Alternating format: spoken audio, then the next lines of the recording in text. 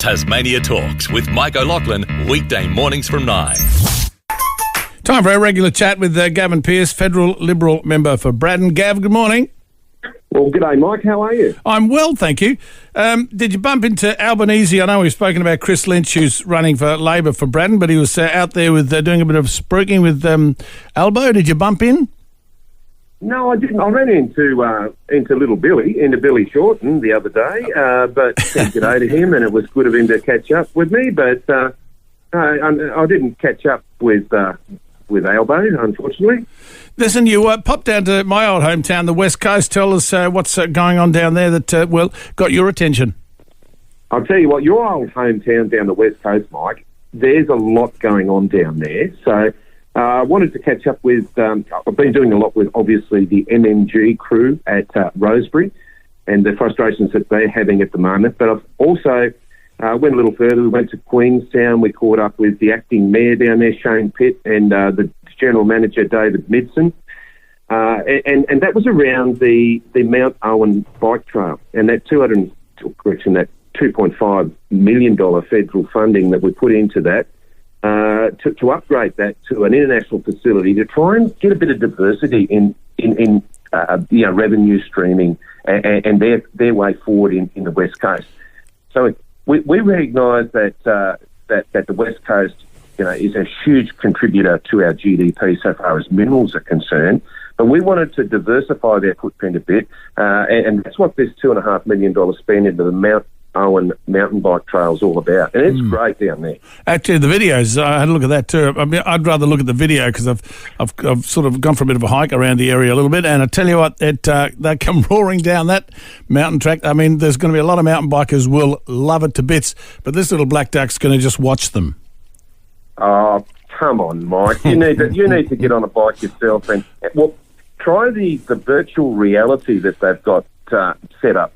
And you put this thing on your head. It's a 3D thing that you wear, and I tell you what, you're feeling crook by the 30-second mark. I can tell you. So, but in seriousness, that track is the best terrain you could ever wish for a mountain bike trail. The views absolutely pristine and magnificent, and it's so diverse. So I'm hoping, and I said this when we opened, I said this to the locals and the local government down there, that this will give confidence to young entrepreneurs that maybe they want to start a business up that supports that industry. So it just diversifies their footprint a bit and attracts people to our great West Coast, and it's a great place to go and visit. Oh, absolutely. There's a video on Vimeo, Vimeo, called Forever West of Centre, which I had a bit to do with. For people have a look at that, and they just see how beautiful the visual images of the West Coast and that wilderness area, all over that side of Tasmania. If you haven't seen it lately,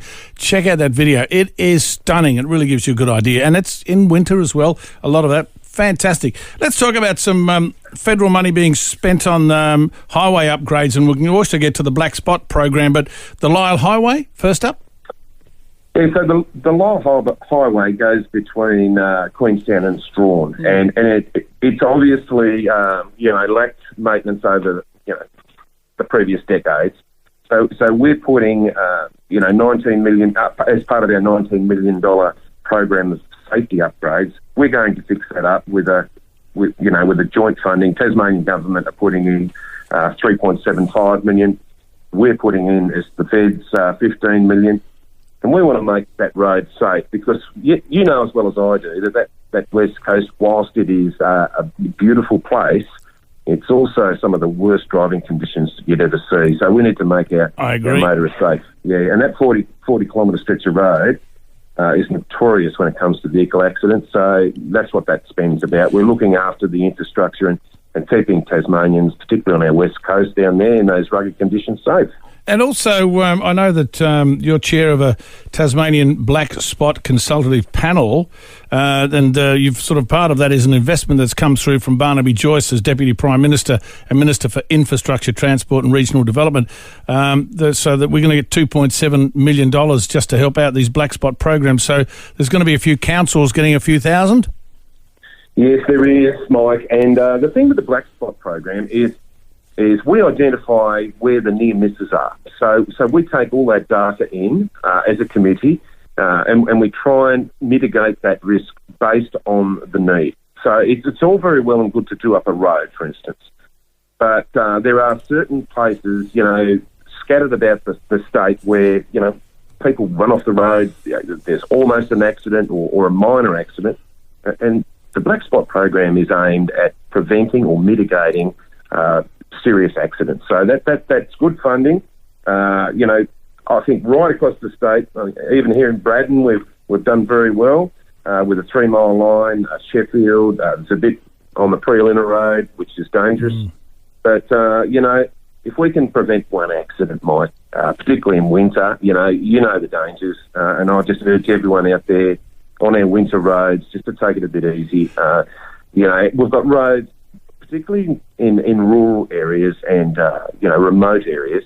You never know what's around the corner. It could be a mob of cattle or a log truck broken down or anything could be around that corner. So please, exercise a bit of caution. And it's interesting too, if you go through and I know on your website they can check out those black spot areas and how much money is going to them, and perhaps they might have a comment. They can actually go straight and have a chat to you through to your website and have a look at that, can't they? For sure, and if they've got a black spot that they know about, when we need that information. So the public are our eyes and ears, Mike, and we, I certainly as the chair of that black spot committee, welcome anybody that's got a concern about their particular stretch of road, if we can help in some way. But we need to know about it. You need to feed that back in, and you can get on to investment.infrastructure.gov.au and have your say there. It's also Richard from Penguin just called Gavin. He said, what's going to be done about the roads from Rosebery to Zeehan? It's really narrow and rough, says Richard from Penguin. Yeah, and we've handed down, I think the last lot of money was about $42 million into that particular stretch of road. Your listener makes a very good point. But what we've got to also consider is it does take some time to roll that infrastructure out. And, we've seen cases, particularly down the west coast on that Murchison Road, where we've probably tried to rush things before winter and the road surface has broken up. Just so after Tulla we're talking about, aren't we, really? Yeah, and the back of the boulder back there, it was just coming up in sheets because they sealed it and it wasn't ready. There was moisture underneath it. So what I'm saying, my point is, I know it's frustrating, but it does take some time, given the conditions that we live in Tasmania, and then probably the west coast is, when we look at the rainfall, it's difficult to roll that infrastructure out properly. It does take some time, but bear with us. We are trying, and the federal government has, as I said, $42 million into that Murchison Road. What I find, if we go back to MMG and your visit to Venture Minerals, it's interesting. If I had a fairly heated conversation with someone, said they shouldn't be removing all of that coal, and I did happen to mention to them that it's zinc. You would appreciate that? Yeah, and I think you make a very salient point, Mike. The misinformation that's out there. A lot of it. This campaign that's being run, particularly by the activists, the Bob Brown Foundation, is probably centred at the Melbourne, Sydney, Brisbane, cafe set, with very little real knowledge to what's going on the ground. Do they realise what zinc is being used for, and everything that they use in their daily life is zinc? I mean, they're not bringing out nasty black stuff and they think, oh, look, here's all this coal. They're mining zinc, and they've finally made some money, so good on them and good on Rosebery. Yeah, and the other thing that we need to consider is that those tailings that have been there for some time, we're now finding that there are critical minerals contained within those tailings. So that can be mined again. So all that byproduct that's been stored can be mined. It can be refurbished. It can be regenerated, and then as they go, they can put that back down to how it was with a native forest. But who knows in 10 years' time what critical minerals we're going to require, and that could be laying somewhere in a tailings facility somewhere on our west coast. And look, I'll go back to roads, if you don't mind, and I appreciate what you've just said, but Natalie from Westbury just called to say the road from Devonport to Sassafras full of potholes. Her daughter blew a tyre out on that road yesterday, so there's probably another for your list.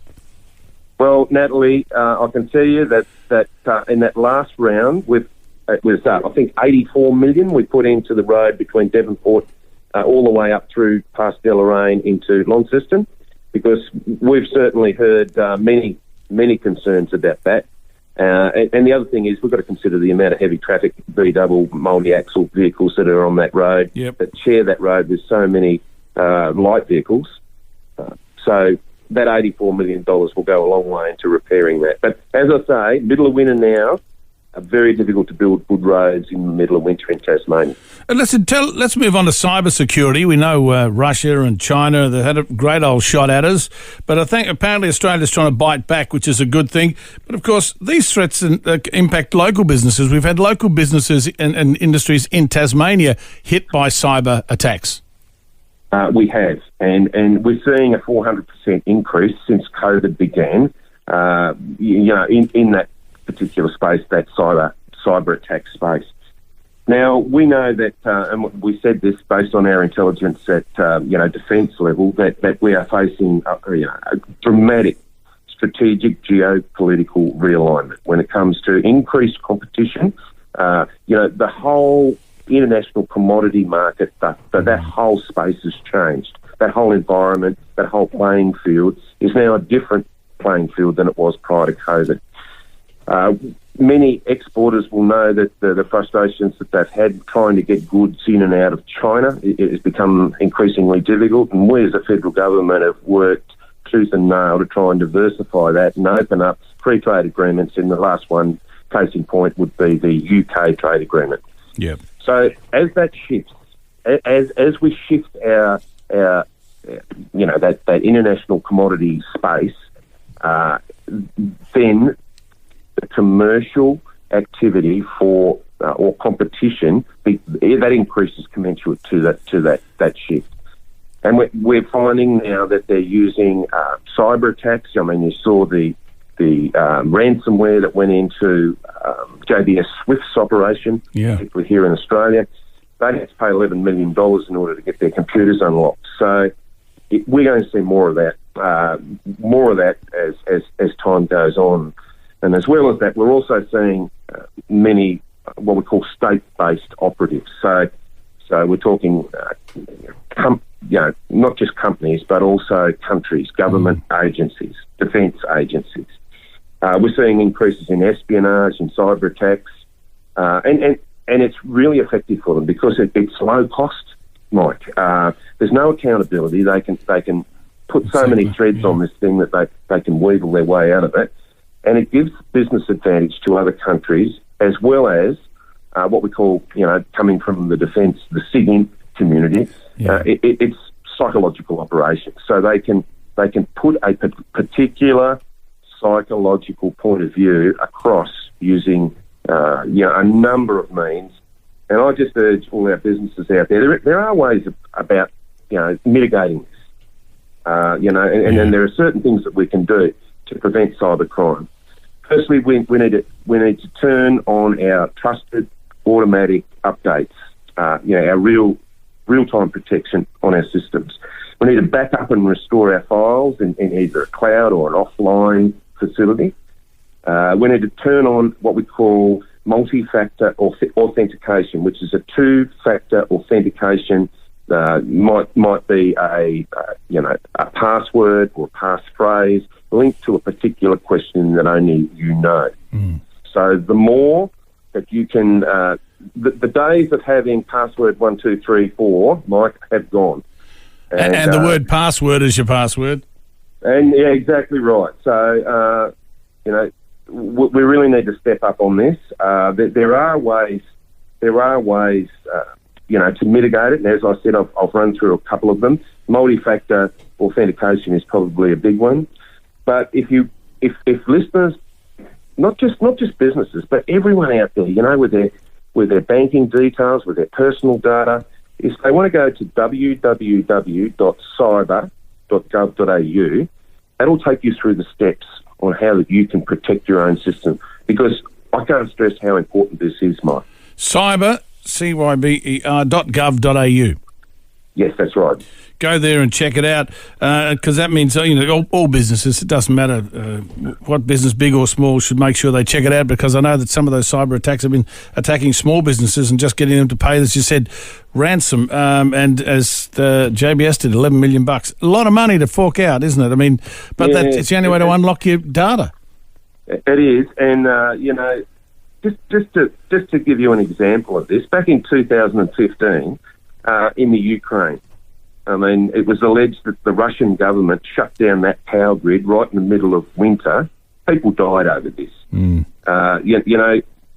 state-based operatives are out there. They're trying to target government systems, defence systems, commerce, because they know that if they affect commerce in a particular country, then that is a defence game for the other power.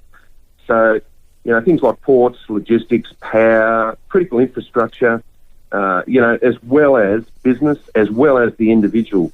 And we've seen, some of the things that just ordinary people going about their business, denial of service, identity theft, malware, phishing, for instance, those scam emails that we get. They need to be reported, and we need to protect ourselves.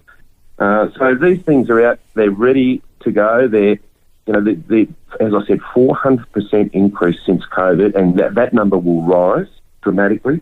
So I'm stressing to everyone, get onto that website, please, and protect your system before it's too late. Cyber.gov.au. And Gav, the formal establishment of the Royal Commission into Defence and Veteran Suicide is something that must be pleasing finally for you. And as well as I do, Mike, that, I fought tooth and nail to get this, as did a number of my colleagues.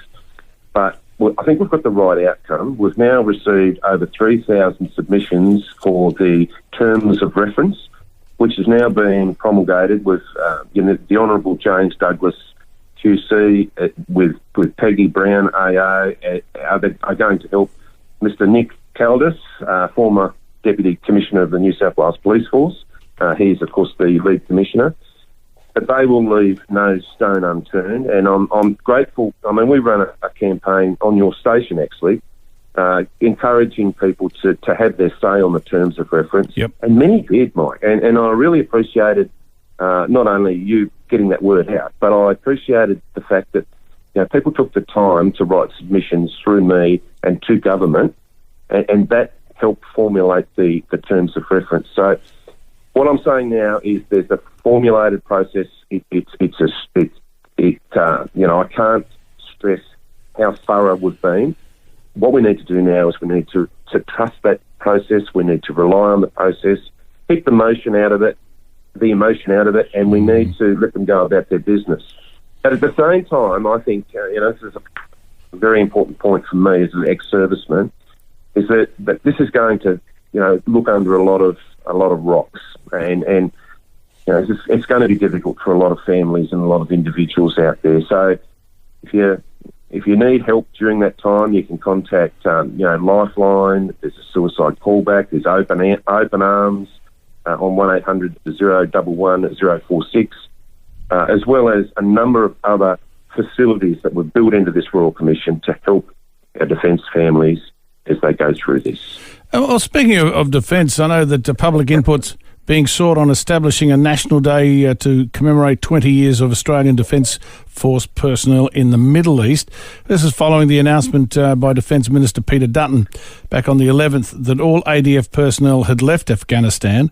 And I know that you're also seeking views from ADF personnel, their families, veterans, ex-service organisations and the Australian community in regard to that.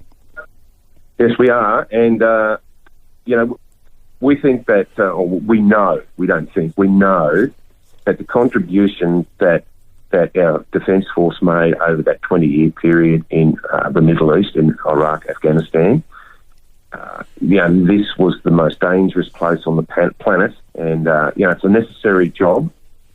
We want to recognise that formally, and that's what this day is about. but it needs to be done appropriately. It needs to be done with reverence, and it needs to be done with respect, and that's what these submissions are all about. We want to get people's view, and we want to engage with them. We don't want just a day. We see a lot of days. I mean, every day that happens, it's such and such a day. But we want to make this special when we do recognise the great sacrifice that the men and women of our Defence Force make each and every day. And we particularly wanted to recognise Iraq and Afghanistan, the Middle East. And, of course, pulling all the troops out, that's interesting. And what's left? How did you feel about that? Well, we needed to draw a line because we've got, with the Defence 2020 strategy that we've released as government, with that $270 billion spend on defence, and that shift from that Middle East back into what we call the Indo-Pacific region means a huge paradigm shift in the way that defence operates, in the way defence looks at defending that huge area of operations, which is the Indo-Pacific region. And when you consider that we are a trading nation, and we really rely heavily upon the navigation rights, particularly through the South China Sea, and the increased level of aggression that we're seeing from certain countries that operate within that zone, we recognise that that's where we need to defend. We need to defend our own backyard. We need to look after our Pacific neighbours to our north. Some of those little countries that are being shouldered out of the road by certain other countries, we need to stand by those, and we need to defend Australia, because if we don't, heaven only knows the ramifications of not putting that defence in place. And speaking of defence, probably one of our closest neighbours, Indonesia, and COVID, it's rife through there, and they're in a lot of strife. We need to be more aware of looking after ourselves in regard to COVID straight up front, because I know how bad it is in all of Indonesia at the moment. Yeah, and having served in Indonesia and East Timor, I certainly recognise just how precarious that is, and the way in which they live. It's not a country like Australia. So if we can help them out, by all means. But I think we need to bring this back local. We need to look after our own backyard first. And I just want to have a big shout out to all those that have had their COVID shot already. We've got now 44% of Tasmanians have had their first dose, Mike. Yeah, I'm aware of those figures, and I can hardly wait for my second dose in a few weeks' time of Astra, so I'm quite looking forward to that. Yes. So whilst I applaud you for looking forward to it, I'll sort of raise one eyebrow. Who wants a needle? But you understand as well as I do how important that needle is. Absolutely. And Tasmania is probably leading the push when it comes to vaccinations. We've got. I heard Martin Agaton on the news brief there before, briefing everybody where they can go and get their shots. We've got particularly the Pfizer vaccine that's rolling out now, well and truly. Let's see if we can double that in the next month or so. Yeah, good call, Gav. Listen, good to talk to you, Gavin Pearce, our Federal Liberal member for Braddon, and for our regular chat, and we'll have a chat in a couple of weeks, Gav. Enjoy your time back before you have to go back and sit at council, if we were. Yeah, good on you, Mike, and thanks for covering so much in such a short time. No worries, good to talk to you, Gav. Gavin Pearce, of course, our Federal Liberal member for Braddon. Any conversations, any comments, please feel free. 1300 00 10 12. Tasmania Talks with Mike O'Loughlin, weekday mornings from 9.